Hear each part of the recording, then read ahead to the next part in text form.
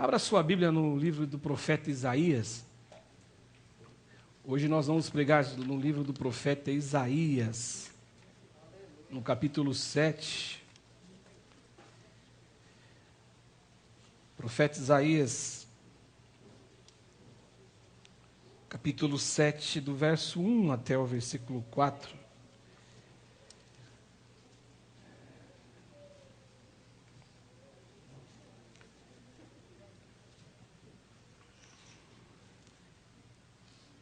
Todo mundo achou? Não vai precisar gritar misericórdia, que nem a pastora gritou hoje. Isaías capítulo 7, do verso 1 até o 4. O texto bíblico diz assim, gente: sucedeu nos dias de Acás, que ele é rei, filho de Jotão, filho de Uzias, ele é rei de Judá, que Rezim, o rei da Síria, e Peca, filho de Remalias, o rei de Israel, subiram a Jerusalém para pelejarem contra ele. Porém, não prevaleceram contra ela. Deu-se aviso à casa de Davi: a Síria está aliada com Efraim. Então ficou agitado o coração de Acás e o coração do seu povo, como se agitam as árvores do bosque com um vento. Disse o Senhor a Isaías: agora sai tu com o teu filho, que se chama Um Resto Volverá, ao encontro de Acás, que está lá na outra extremidade do aqueduto do açude superior, junto ao caminho do campo do lavadeiro. E diz-lhe o seguinte: acautela-te e aquieta-te, não temas, nem se desanime o teu coração por causa desses dois tocos de tições fumegantes, por causa do ardor da ira de Rezim e da Síria e do filho de Remalias. Só até aí, minha gente. Vamos falar com o Pai? Senhor Deus e meu Pai, no nome do Senhor Jesus Cristo, eu quero te pedir agora que pelo poder da tua palavra, pelo poder do teu nome, Jesus, que o Senhor possa falar com a gente, Deus, que o Senhor possa falar com a igreja, que é povo de Deus, possa falar com os lavados, com os remidos no sangue de Jesus, tu possa tratar com a gente, Pai.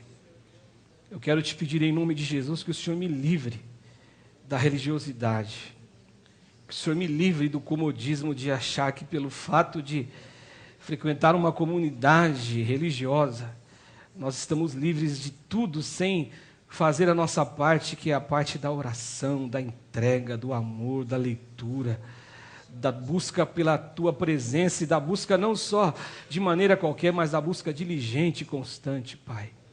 Eu quero te pedir em nome de Jesus Cristo. Senhor, eu sei que tem muita gente aqui que quando vem para cá, e a maioria é assim, deseja ouvir a tua voz. Tu és o nosso alimento, tu és a fonte do nosso alimento.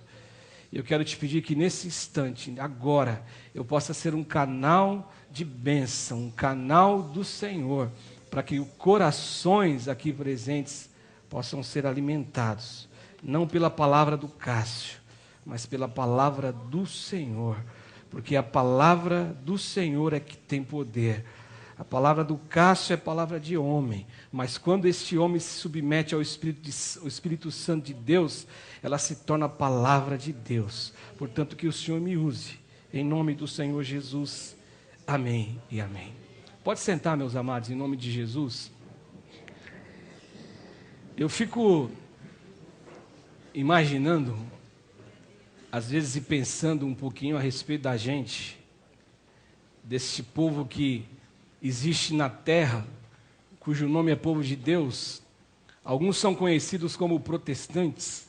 Eu tinha uma amiga mesmo que trabalhou comigo, na verdade uma colega de trabalho, que a gente não chegou a ter uma amizade, mas eu me lembro que quando ela entrou na empresa, ela dizia assim para todo mundo que ela era protestante.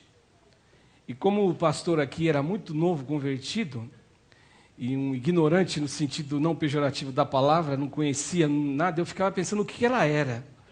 O que é protestante? Será que é uma pessoa que tem o estilo de um sindicalista que sai protestando contra tudo e contra todos? E aquilo ficava no meu coração. Depois, com o passar dos anos, e é engraçado que ela falava protestante, e eu imagino que pelo perfil e pelas atitudes que ela tomava lá dentro da empresa, eu acho que era mesmo para dar uma disfarçada mesmo, para não dizer que ela era crente. Porque quando a gente diz que é crente, a cobrança é sempre maior a respeito da gente. E eu dizia esses dias aqui na igreja que o fato do mundo esperar alguma coisa da gente, porque quando você faz alguma coisa que não convém com aquilo que você fala o que é, não só o cristão que é verdadeiro, que carrega dentro dele essa semente do Espírito Santo de Deus, não só ele cobra alguma coisa de você, mas mesmo aquela pessoa que está fora do Evangelho, que não conhece Bíblia, que não tem intimidade nenhuma com a palavra de Deus, que nunca se dispôs a gastar um tempo com alguma coisa relacionada à Bíblia Sagrada, com alguém que fala a respeito de Deus, do Evangelho. Esse tipo de gente, a palavra assusta, a palavra, na verdade, os afasta daquilo que a gente gosta de fazer quando a gente não conhece o Evangelho de Jesus. Mas eu dizia para as pessoas e para a igreja que estava aqui, talvez no culto de terça-feira, se eu não me engano, que mesmo aqueles que cobram da gente alguma coisa, não sendo cristãos, eles não simplesmente o fazem como aqueles que tacam pedra. Muitos deles o fazem assim. E muitos que o fazem assim, na verdade, lá internamente, é que eles têm expectativas em relação a gente. E essa minha amiga dizia que era protestante, mas com o passar do tempo eu descobri que protestante, na verdade, era cristão. E as atitudes deveriam corresponder exatamente como uma pessoa que adora a Deus. Agora, quando eu olho para a gente, para vocês, cada um dos senhores e senhoras que estão aqui, dos meninos que estão aqui, meninas, jovens, eu fico imaginando assim que o que difere a gente das pessoas do mundo, como a gente gosta de falar sempre, das pessoas que vivem donas dos seus desejos, das suas vontades. O que de fato separa a gente? Que a gente é igual. A gente tem cabelo, que vai indo embora com o passar do tempo. A gente é baixinho, a gente é gordinho. Aí eu achei muito interessante a teoria do Marcelo Galvano, quando ele disse assim para a gente. Marcelo Galvano é um irmão abençoado, ele está aqui hoje, eu acho que eu vi ele chegando por aí. Ele falou, pastor, olha ele ali no cantinho, ali, ó. Levanta a mão assim, Marcelo, para todo mundo conhecer a sua teoria. Ele disse assim, ó, pastor, eu não sou gordo, eu simplesmente sou baixo. Eu sou baixo para o meu peso. E se de fato eu fosse alto, com esse peso, eu seria magro. E o pior é que o Marcelo Galvano, ele fala com uma cara tão séria que você fala, o que é isso que esse cara está falando? Mas eu gostei da teoria dele, que eu não sou gordinho. É a altura que não ajudou. Então, se eu tivesse esse peso aqui, com uma altura maior, eu seria, olha, saradão. Estaria tranquilo por aí. Mas eu fico pensando, gente, o que nos separa, o que nos diferencia das pessoas? Como humanamente falando, nada. Apesar que as pessoas insistem em nos chamar de malucos, de gente doida, de gente fanática, de gente sem cultura. Porque a ligação que se faz do evangélico para o mundo lá fora é que evangélico não tem cultura. Se bem que isso aí tem mudado com o decorrer do tempo. Às vezes a mudança é positiva, como não é. Os artistas que se tornam cristãos, jogadores de futebol que são evangélicos, alguns não dão testemunho, então fica aquele balaio de gato todo. Mas o fato é que hoje, de repente, ser evangélico e ser gospel até que não é tão estranho como foi há 30 anos atrás, quando esse pastor que vos fala se converteu. Mas sabe qual é a diferença que existe da gente? É uma só. Ela está registrada em João, no capítulo 1, no verso 12. Mas a todos quanto o receberam, deu-lhes o poder de serem chamados, de serem feitos filhos de Deus, a saber, para todos os que creem no seu nome. Essa é a diferença. O fato de você ser filho de Deus. E por mais que isso pareça ser uma afirmação arrogante, uma afirmação totalmente exacerbada de um espírito de megalomaníaco, onde você se sente sempre o melhor, na verdade é isso que a Bíblia chama a gente, de filho de Deus. E quando a gente olha para a palavra de Deus, a gente percebe que a gente é igual a todo mundo. A gente tem uma estrutura psicológica, como todo mundo tem. A gente tem alma, como todo mundo tem. A gente carrega dentro da gente um espírito que é o que comunica com Deus. A gente sente a presença de Deus na alma. A alma e espírito se confundem quando a gente lê o texto. É difícil explicar a diferença de alma e do espírito. E o que difere a gente é simplesmente esse fato, porque a gente, como cristão, como servo de Deus, a gente é igualzinho a todo mundo. Que quando surge a dificuldade, e eu acho interessante aqui o texto do profeta Isaías, como o Senhor, ele fala, né, na Bíblia Sagrada, que o coração de Acaz e o coração de todo o povo, eles ficaram agitados de tal modo que a agitação era como se fosse o vento forte, uivando contra as árvores do campo.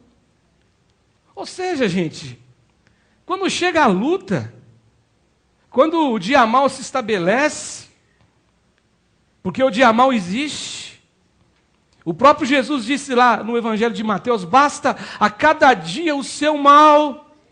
Não adianta a gente sofrer por antecedência, mas o fato é que o dia mal surge às vezes. Eu estava falando ontem para um irmão no terreno, quando a gente trabalhava, e aí um pouquinho fugindo dessa questão do dia mal, mas é interessante quando você acorda de manhã assim, você vê um dia lindo desse jeito.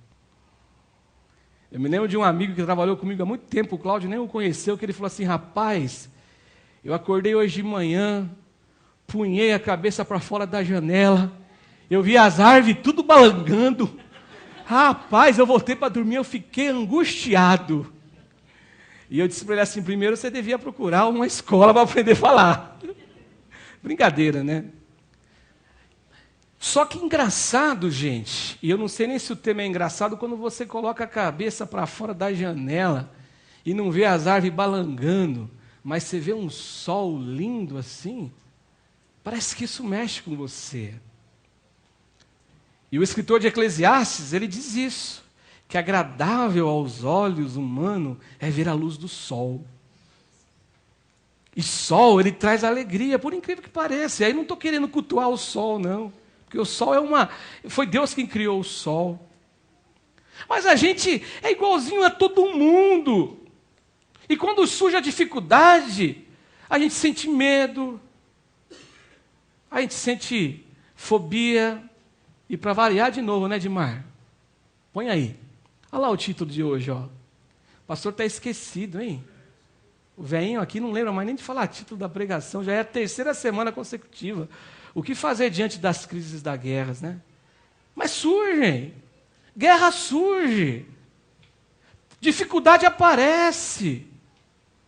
Problema vai surgir. Eu não estou aqui profetizando contra ninguém. Eu estou dizendo da vida, gente. A pastora falou aqui, já teve perdas da família. Nós já enfrentamos problemas. Então a dificuldade surge. E quando surge, a regra é igual para todo mundo. E ainda existe uma diferença imensa para aquele que serve o Senhor no coração. Porque existe consolo, existe descanso, existe alento, existe ainda que o coração está angustiado, está com medo enorme, mas você sabe aonde você pode recorrer. Você pode recorrer diante da presença de Deus. E às vezes a gente fica assustado com essa contradição dentro da gente. A gente fica assustado com essas coisas que ocorrem dentro da gente, porque a gente, na verdade, reconhece e conhece o grande fato de saber que nós servimos a um Deus, que o nome dele é Deus Emanuel. É Deus presente. É Deus conosco. É Deus que não se ausenta. Não é como o pai que gera e de repente se afasta por alguma razão, que nunca vê o filho. Deus é Deus presente. É Deus que não deixa a gente nunca sozinho. O Senhor Jesus disse assim, que eis que eu estou convosco todos os dias, estarei convosco até a consumação dos séculos. Então, só que mesmo diante disso, mesmo diante dessa palavra do Evangelho, dessa palavra de Deus, que, na verdade, quando a gente olha para ela, a impressão que a gente tem de um Deus que age, de um Deus que realiza, de um Deus que faz, de um Deus que a gente apregoa, esse sentimento divino de fazer, de estar presente, de estar junto, a sensação que a gente tem, às vezes, que isso é uma teoria, que a gente não consegue produzir isso em prática na vida, porque quando vem a dificuldade, a gente fica assombrado. A gente não consegue entender por que dessas reações tão contraditórias dentro da alma da gente. Por que dessas reações que afrontam, às vezes até, e tentam afrontar, melhor dizendo, a nossa fé em Deus, e tenta fazer sucumbir a nossa fé num Pai que pode todas as coisas. De repente a gente tem a certeza de um Deus presente, mas de repente a gente tem vivido num mar de sensações, e os pensamentos que sobrevêm sobre a gente é que Deus se esqueceu da gente. Os salmos, eles são constantes nesse caminho de sensações. Tem um salmo, e se eu não estiver equivocado é o Salmo 10, que o salmista chega a tal ponto de dizer para Deus assim: Deus, por que o Senhor se conservas longe, tu te conservas longe de mim na hora da angústia? Ou seja, quando tudo vai bem, o Senhor está comigo. Quando tudo na vida confirma essa benevolência, o Senhor está comigo. Mas na hora que eu sinto angústia, quando as coisas me sobrevêm de um modo inesperado, o Senhor não está comigo. O que é interessante do livro dos Salmos é que salmista, seja lá Davi ou Asaf, seja lá quem for que escreve, ele tem uma tendência, e às vezes quando começa um salmo depressivo, ele sempre termina o salmo em triunfo e em vitória, porque ele entende que na luta e na batalha existe uma promessa do que foi dito hoje no Ministério do Louvor pela pastora Kátia, que a gente é mais do que vencedor em Cristo Jesus. Essas sensações nos levam a perguntar: o que fazer? Como agir? Existem momentos, minha gente, que você, na verdade, não consegue nem orar. O máximo que você consegue é balbuciar alguma coisa, mas você não ora. Existem momentos que você não consegue orar, você não consegue expressar nenhuma reação diante de um fato, diante de alguma coisa que ocorre com você. E não necessariamente tem que acontecer alguma coisa que exploda lá fora, onde que tenha visibilidade para que todos enxerguem. Mas às vezes dentro de você. E aí o máximo que você consegue fazer é, diante de Deus, em verdade, é chorar. É dizer para Deus: eu não tenho palavras para expressar esse sentimento que explode dentro da minha alma de uma maneira tão avassaladora. Eu não consigo falar nada. Eu só consigo permanecer calado. Nesse texto, e eu vou falar mais a respeito do texto no verso 4, a gente encontra aqui a resposta, encontra aqui a realidade dessa existência ambígua, de dizer que eu creio em Deus, e ao mesmo tempo você, como aquela mensagem que o Elcio pregou recentemente aqui daquele garoto, daquele pai que tinha um garoto que ele era lançado no fogo, na água, que os discípulos de Jesus, Pedro, Tiago e João, estavam no monte orando junto com Jesus, os outros 9 discípulos ficaram aqui na terra, não estavam lá no monte, estavam num local mais abaixo. O pai leva o garoto até os discípulos tentam expulsar aquele espírito, e oram, e oram, e oram, e não acontece nada. E quando Pedro, Tiago e João e Jesus chegam lá naquele local, o que está acontecendo? Está tendo um problema, uma discussão, e estão ali os discípulos meio que acuados, os 9 discípulos sem saber o que fazer. E aí o pai do garoto diz assim: eu trouxe meu garoto aqui para ser curado, ele Ele fica assim, está lá caído, e Jesus tem aquele momento de diálogo, o garoto no chão, estendido lá, caído, daquele jeito totalmente esquisito, com o espírito maligno tomando posse daquele corpo. E aí o pai, naquele diálogo com Jesus, Jesus diz assim para ele: olha, você crê que eu posso curá-lo? É mais ou menos isso o diálogo, né? Até tem uma hora que Jesus fala assim: se eu posso? Interrogação, não é isso? Interrogação, não, exclamação. É como se a gente chegasse para Deus: Deus, será que o Senhor pode fazer isso? Eu, Deus? Está de brincadeira. Eu sou o Deus do universo. E aí ele falou assim: se eu posso, tudo é possível aquele que crê. Papai do menino fala assim: eu creio que tu podes curar o meu filho, mas me ajuda na minha incredulidade. Olha que sentimento mais contraditório dentro de uma alma humana. Isso acontece com a gente às vezes. O que fazer num momento assim, meus amados? É só a misericórdia de um pai.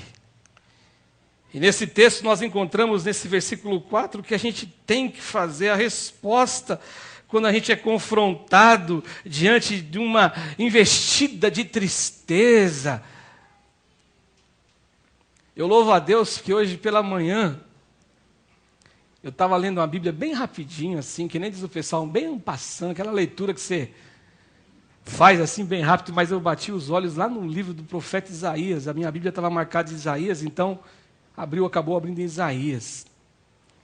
Aí eu bati o olho no texto assim, o texto dizia assim: o Espírito do Senhor está sobre mim, porque o Senhor me ungiu a pregar boas novas aos quebrantados, a curar os quebrantados de coração e a pregoar o ano aceitável do nosso Senhor e o dia da vingança ao nosso Deus, a consolar todos os que choram, todos aqueles que sob Sião estão carregando uma veste de tristeza, de angústia, mas que eu possa trocar essa veste de pranto, veste de tristeza, por veste de alegria, para que eu possa ser transformado num carvalhal de justiça em nome do Senhor. Aí meu coração fez assim, pum, explodiu de gozo, explodiu de alegria. Sabe por quê, minha gente? Porque essa palavra do profeta Isaías, depois de muito tempo lá na frente, o Senhor Jesus citou essa palavra e disse assim: hoje se cumpriu a palavra do profeta Isaías, porque está aqui um que surgiu para transformar vestes de tristeza em vestes de alegria. Existe um Deus que pode transformar a minha vida e a tua vida em nome de Jesus Cristo. Um Deus que transforma. E quando vem essa tristeza sobre a gente, eu posso afirmar: há esperança no Senhor. Qual é a primeira coisa que eu devo fazer quando surge a calamidade na vida, pastor? Qual é a primeira coisa que eu tenho que fazer quando eu recebo a notícia que vem um rei contra mim, como no caso de Acas, e não é um só? Não é um exército apenas, são dois, cheio de mágoa, cheio de tristeza, cheio de rancor, cheio de tanta coisa ruim contra a minha pessoa, contra o meu reinado. A primeira coisa que eu tenho que fazer, que o profeta falou para o rei, através do profeta Isaías, né, de Deus falou através do profeta para o rei: eu preciso tomar cuidado com as minhas reações em relação à circunstância do presente. Pode repetir?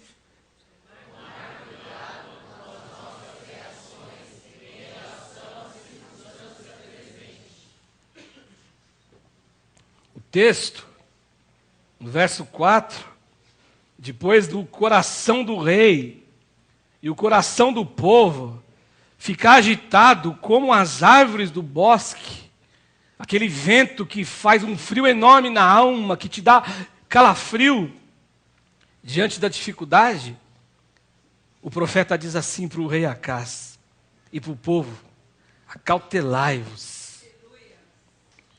Em outras palavras, é tome cuidado. Em outras palavras, é vigie. Pare, tome cuidado, vigie. Qual é a reação que você vai tomar? Será que a tua reação vai ser uma reação daquele que se sente totalmente revoltado contra Deus? Será que a reação que você vai tomar é aquela reação de que eu sirvo Deus há tantos anos, há tanto tempo, aquele espírito de autopiedade que é destrutivo à alma humana, a qualquer ser humano que existe, que eu sou coitadinho, e sendo um coitadinho, o Deus que fala que é um Deus tão bom, um Deus tão íntegro, um Deus tão presente, um Deus tão ali pertinho, um Deus que tem disposição de carregar comigo a minha cruz, me carregar no colo, esse Deus agora simplesmente, ele me abandonou e eu sou um coitado. Sem falar quando isso tem personificação humana, onde tem cara. É por causa da irmã Rita.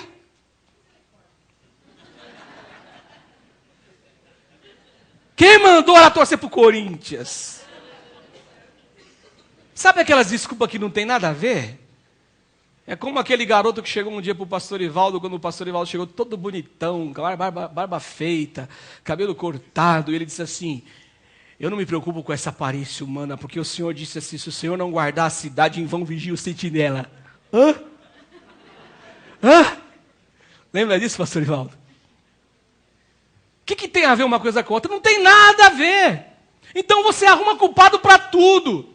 A culpa é porque o microfone falhou, a culpa é porque minha mãe não me acordou de manhã, a culpa é porque o meu pai nunca me ensinou a ler a Bíblia, a culpa é do meu pai é porque isso, a culpa é do pastor que pregou uma palavra e a palavra não falou no meu coração, ou se falou de uma maneira negativa, a culpa é de todo mundo, a culpa não é da gente, e aí chega até o ponto que culmina em culpar a Deus, a culpa é de Deus. E nesse vai e vem da existência humana, eu conheço um monte de gente que foi embora da igreja. Mas aí esse que foi embora da igreja não foi nem falando de ninguém, mas ele foi por causa de uma crise que se instalou. Lembra do profeta Elias? Quando ele destruiu os profetas de Baal, numa performance maravilhosa de fé. Se é que fé pode confundir fé com performance, é só para contextualizar. Os caras se cortando, Baal, os profetas, o altar ali, o altar presente, Elias presente, profetas de Baal de um lado, a guerra é travada, e os profetas clamam para derramar fogo, porque o Deus que respondesse com fogo era o Deus de verdade, e o profeta de Baal vai, clama e ora e se corta, e Elias zombando, grite mais alto, talvez ele viajou, talvez ele foi ver alguma coisa, talvez ele está ocupado, grite, e não houve nada, houve uma resposta ensurdecedora, se pode dizer assim, de vazio, de silêncio. Aí o profeta Elias fala assim: joga água aí no altar. Joga água. Talvez aquele mais desapercebido dissesse assim: Elias, ei, jogar água? O fogo não pega na água, Elias. Joga água. Mais água. E aí ele ora ao Deus de Israel. E o fogo vem, lambe água, lambe altar. E o fogo é extraordinário. Só que esse Elias, nessa performance maravilhosa, mata os profetas de Baal. Aí a dona Jezabel, cantada por Lulu Santos, ela diz assim: isso não vai ficar assim. Essa história não terminou, ela começou. E aí o Elias fica com medo dessa mulher, gente. Elias corre para o meio da caverna. Fica lá se sentindo o coitadinho. E diz assim: olha, só eu que não me curvei diante de Baal. E aí, se você me lembrar, você dá um grito. Eu não me lembro o número de profetas que Deus falou assim para ele: não, 7.000. É pouca gente, 7.000, irmãos?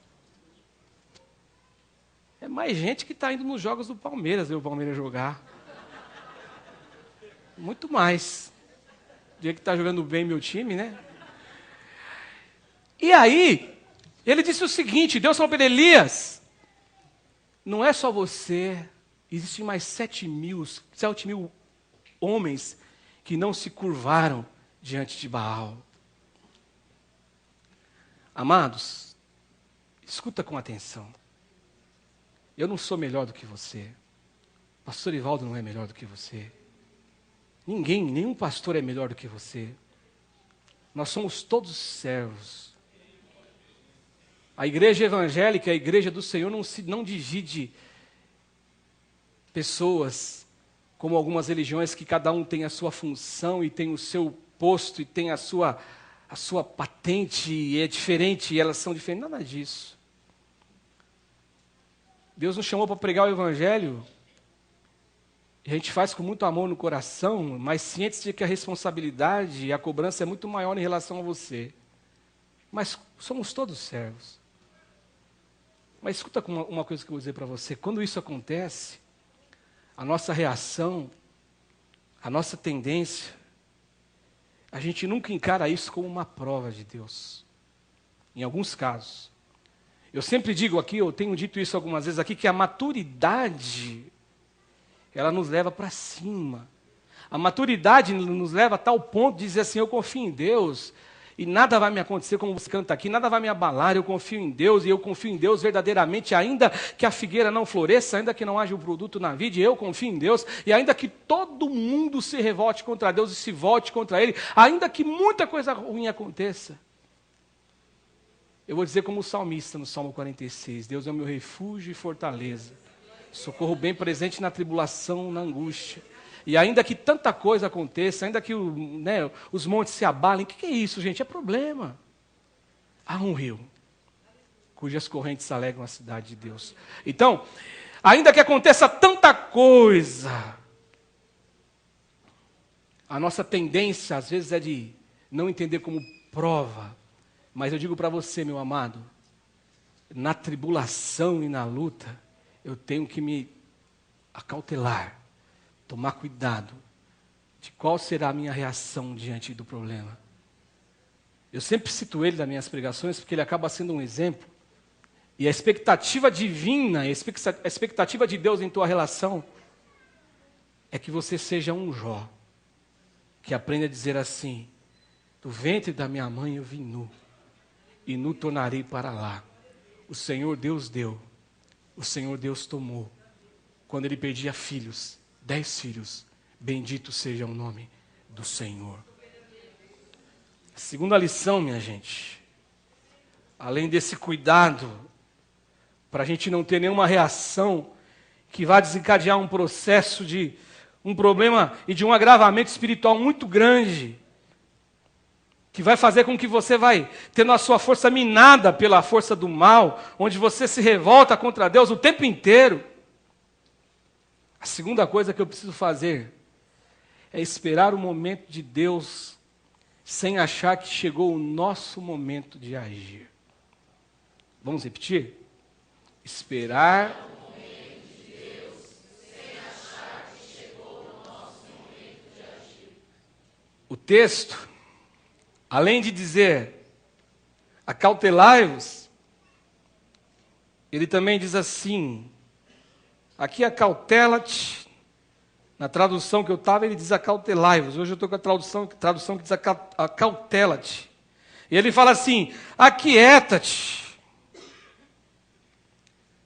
Olha que interessante. Acautela-te, cuidado, a luz amarela do alerta acendeu, a luz amarela do atenção acendeu, e agora Deus diz assim, através do profeta para o rei Acaz e o seu povo, aquieta-te. Meu irmão e minha irmã, a vontade que a gente tem no momento de problema, a gente tem que agir. A vontade que a gente tem é de fazer alguma coisa. A menos que a gente seja uma pessoa totalmente maluca, quando surge uma dificuldade, que a gente não pense em fazer alguma coisa, a gente tem vontade de agir. Os sentimentos que invadem A alma humana é a sensação de que Deus não vai fazer, demorou. Aconteceu o problema, passou 10 minutos, Deus não fez nada, demorou. Eu preciso fazer alguma coisa urgentemente. Porque esse Deus a quem eu sirvo parece que ele não vai fazer nada. Meu amado, isso quase, nossa. Eu ia falar quase não dá certo, nunca dá certo. Eu me lembro de uma vez que o pastor Bispo falou assim para mim, olha, Cássio, tem hora que eu vou orar pelas pessoas, e eu não sei nem como que eu oro. Porque a pessoa, ela se meteu num emaranhado de coisa tão confusa, fez tanta bagunça, por um momento de reação, que na verdade ela não quis se aquietar, pelo contrário, aqui quem está falando é o senhor Cássio Reis, você não está falando com qualquer um, eu vou tomar minhas providências agora. E aí faz um monte de coisa, aí vira aquele balaio de gato, para não falar que vira outra coisa. Aquela coisa que cheira mal, sabe? Vira aquele negócio lá, que você fica olhando assim de longe, você fala, o negócio está feio, hein? Sabe por quê, gente? Ele fala, porque eu não sei nem como orar, porque a pessoa mexeu todos os pauzinhos do jeito dela, não esperou em Deus. E aí cai naquilo que um dia o pastor Evaldo falou, você fala assim, a pessoa vem, toma o tempo do aconselhamento, toma o seu tempo para você falar, abrir o texto, expor a palavra, e diz assim, vai para a direita. E quando você olha para o cidadão, ou para a cidadã, ele está indo para onde, gente? Para a esquerda. E aí depois, ele volta, o pastor com aquele espírito de misericórdia, que nem diz o Cláudio lá na Iowa, com a pá da prefeitura escondida nas costas, e pedindo pelo sangue de Jesus para não usar a pá da prefeitura no irmão, para ver se ele acorda. Aí o pastor fala assim, agora que você fez isso, eu percebi que o emaranhado de coisas que você se meteu, para a direita não dá mais. Agora você vai para onde? Aí para onde que vai, irmão? Aí eu me pergunto, ou te pergunto, gente, com Deus será que não acontece isso todo dia, toda hora, todo instante, todo momento? O crente em Jesus abre a Bíblia, o servo de Deus abre a palavra de Deus, e Deus diz assim para ele, vá para a direita. Ele fala, eu vou para a esquerda, Deus, porque eu não estou sentindo no coração que o Senhor está fazendo alguma coisa. E outra coisa também, será que meu problema é tão grave assim para que Deus possa fazer uma reunião nos céus, entre Deus, Jesus, Espírito Santo, que seja, os anjos, os arcanjos, os querubins, para se reunir num concílio, tudo por causa de um probleminha que nem o meu? Ah não, eu dou o meu jeitinho aqui. Eu acho que ainda eu já estou ficando bom. Eu estou na igreja faz 5 anos, eu já decorei uns 400 textos. O Salmo 23, eu sei ele de trás para frente. O 91 nem se fala. Já orei, já expulsei demônio. Eu sou daqueles que as pessoas me procuram para ter uma palavra boa, de um conselho. Então, eu acho que eu estou ficando bom já nesse negócio. Eu vou fazer do meu jeito. Mas, irmão, a Bíblia fala diferente. Não, mas é que a Bíblia foi escrita lá na época do fulano de tal, e o contexto, e o não sei o quê, e eu acho que é assim, eu sinto que é assim. Irmão, mas esse sentimento teu... Não, mas deixa comigo. Deixa comigo, Deus, deixa comigo que o Senhor está ocupado. Isso nunca dá certo, gente. Porque a palavra do Senhor diz assim, acautela-te e se aquiete. E aí, do nosso jeito, da nossa maneira, com a nossa consciência,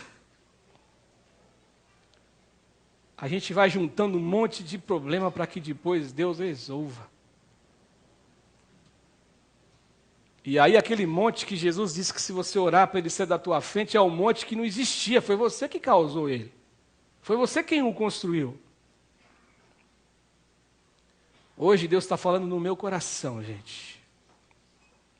Dificuldade existe.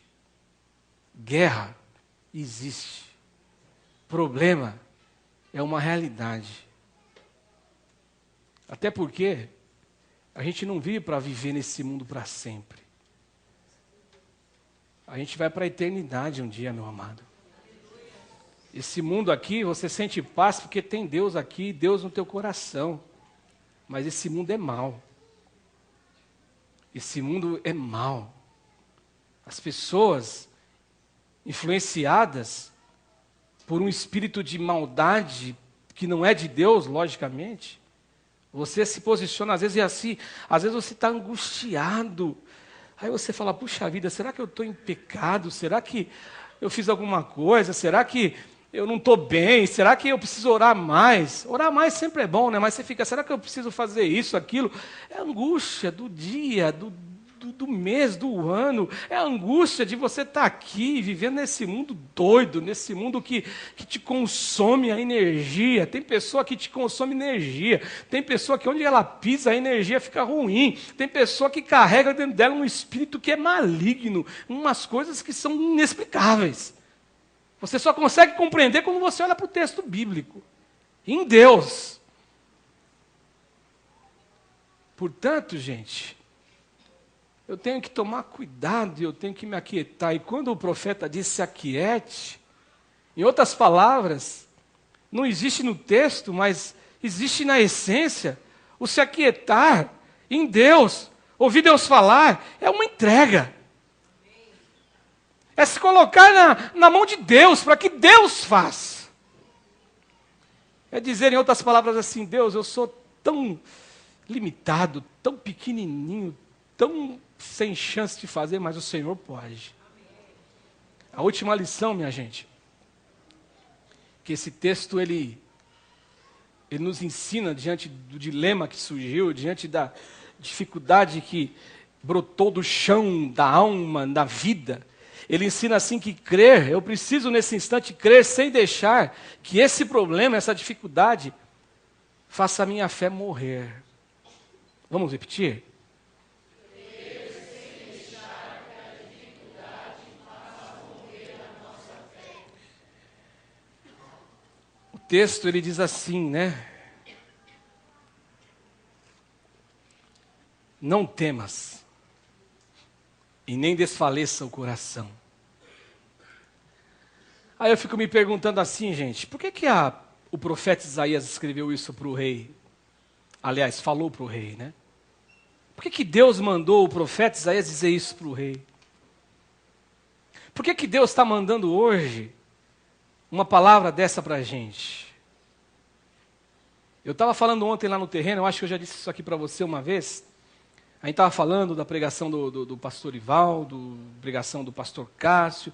E aí eu disse assim para o irmão, né? Os irmãos, eu lembro aquela mensagem. Eu falei assim, olha, eu vou ser bem honesto para os irmãos. Se vocês me perguntarem que eu preguei aqui em janeiro desse ano, no dia tal, eu não sei. Não lembro. Nossa, que pastor relaxado, né? Prega e não lembra, depois quer que os irmãos lembrem. Mas isso sempre me incomodou. Não simplesmente quando eu prego, mas quando o pastor, meu cunhado, prega. Quando eu ouço outra mensagem. Quanto tantas mensagens eu ouvi. E aí eu sempre ficava me questionando por que a gente não lembra. Aí um dia, lendo um devocional, Pão Diário, eu encontrei a resposta. Aí o rapaz dizia assim, você lembra o que você comeu em 4 de abril de 2012? Ah, irmãos, tem que lembrar, poxa, vocês comeram? Ah, mas não lembro. Agora aí, ele dizia mais ou menos isso, agora você lembra do jantar que você teve com a sua amada, quando você a conquistou, como que foi? O que aconteceu? Você lembra dos detalhes. Mesmo os mais jagunços de todos os homens. Dos elefantes e dos tropeços que existem aí, que não sabem nem andar com a mulher de mão dadas. Lembra. Sabe por que você lembra? Porque foi especial para você. Agora, aquele almoço do cotidiano, aquele jantar do dia a dia que você não se recorda, ele fez bem para você porque ele te alimentou. todas as palavras que nós pregamos aqui, ela alimenta a tua vida. Porque elas são palavras do Senhor, elas são de Deus. E talvez daqui uma semana, se alguém perguntar o que o pastor pregou, você vai ficar falando assim, foi em Jeremias. Outro fala, não, foi em Isaías. Não, foi no capítulo 17, não foi no 7, não, foi no 9. Eu tenho certeza absoluta. Você não lembra de nada. Mas o que Deus está dizendo hoje para aqui, para o baixinho aqui, que Deus falou no meu coração hoje, está falando com você, que existe guerra. E na guerra você tem que tomar cuidado. Que existe guerra. E na guerra você tem que ficar quietinho. Não adianta botar as manguinhas de fora e fazer do teu jeito. E na guerra, você precisa, de verdade, não ficar desanimado. Quando Deus fala para você, não desanimes, é porque Deus está enxergando o teu coração. Deus estava enxergando o coração do rei, a casa do povo, que eles estavam agitados como as árvores do bosque, como o vento agita a árvore de bosque. Mas Deus está dizendo assim que você não deve desfalecer o coração. Quando a gente enfrenta dificuldade, com certeza vai existir presente na nossa alma choro, angústia, dúvida, medo, vamos ficar perplexos, a gente vai ficar com um monte de coisa, angústia, incerteza. Agora o recado de Deus é, não desfaleça o teu coração. A esperança em Deus para a gente, meu amado. A esperança para nós no Senhor. E aí você pode dizer assim, talvez como até o Acaso dissesse, é difícil. Aí você vai dizer assim, é fácil alguém dizer quando nunca se passou e nunca se enfrentou nenhum problema. É fácil fazer uma afirmação dessa quando você nunca vivenciou nada. Talvez o profeta não se apercebeu o grau da minha dificuldade. O profeta é aquele que é homem de oração. O profeta é homem que prega a palavra. Eu sou rei. E sendo rei, eu sou aquele que sai à guerra. O profeta fica orando.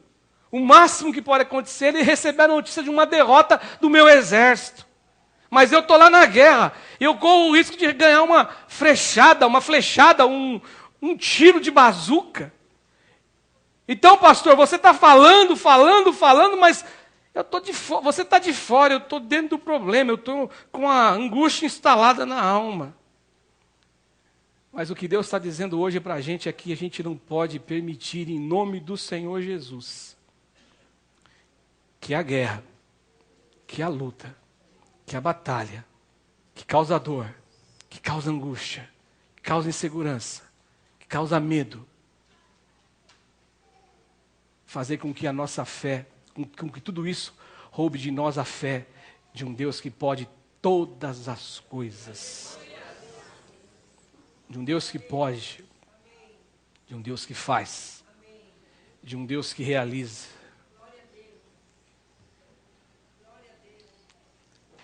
O que eu não posso permitir de forma alguma, gente, é que a gente, diante do problema, perca a capacidade de orar.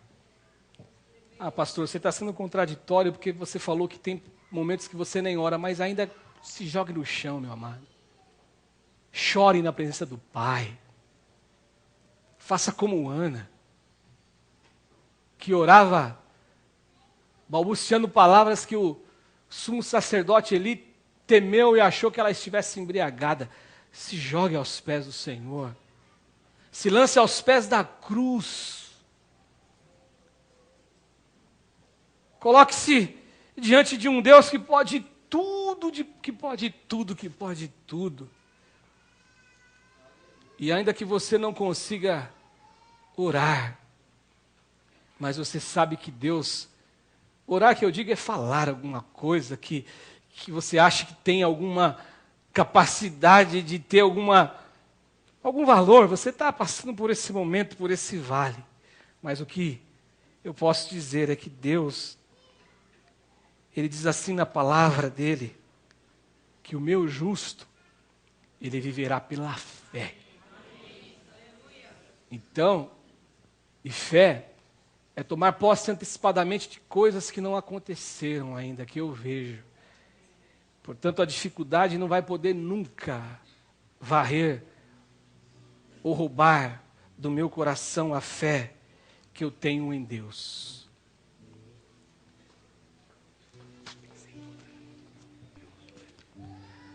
Portanto, a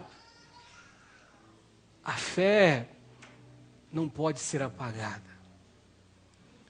Diante de um problema, meu irmão, você tem que recorrer. E você tem a quem recorrer. Você tem o Senhor Jesus para buscar a presença dEle. A conclusão minha hoje é de que nós somos muito mais do que vencedores. A conclusão que eu digo para você hoje é que você deve, em nome do Senhor Jesus Cristo, buscar a face do Pai e saber que na cruz existe resposta para você. Amém? Fica de pé, meu amado, em nome do Senhor Jesus.